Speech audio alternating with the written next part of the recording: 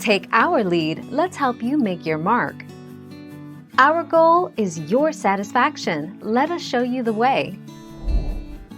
Sheeran first popped up in Westeros back in Season 7's first episode, when he chilled with a group of Lannister soldiers at a campfire. Arya Stark stumbles upon the group, hearing Sheeran sing a little ditty called Hands of Gold. The 15th of April 2019.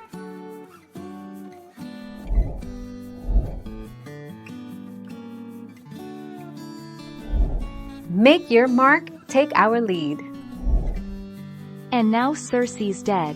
She died in the arms of her brother, lover Jaime as the supposedly sturdy Red Keep collapsed on top of them. Prior to her death she spent most of The Bells standing in one place and staring out the window while Daenerys gave live lessons in how to train your dragon to destroy an entire city. 13 May 2019.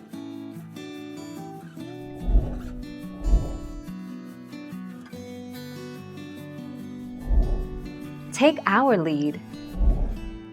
Showrunner David Benioff explained that they gave Sheeran the cameo because Arya actress Maisie Williams is a big fan of his, and they'd actually been trying to give him a cameo for several years now.